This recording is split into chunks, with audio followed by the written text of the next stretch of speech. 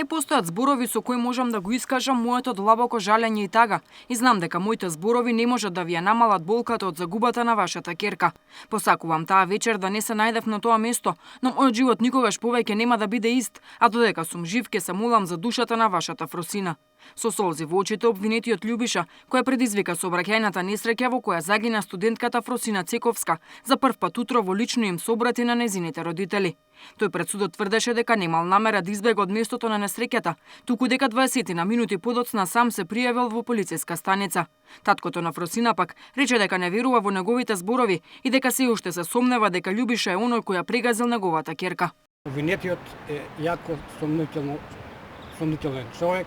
Во неговите изјави има голема разлика. Еден пат збори едно, а потоа друго.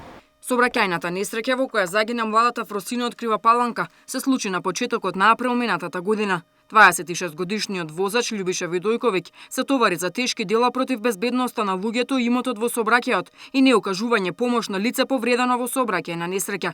Судскиот процес продолжува на 6 јули со завршни зборови на обвинителство и одбраната.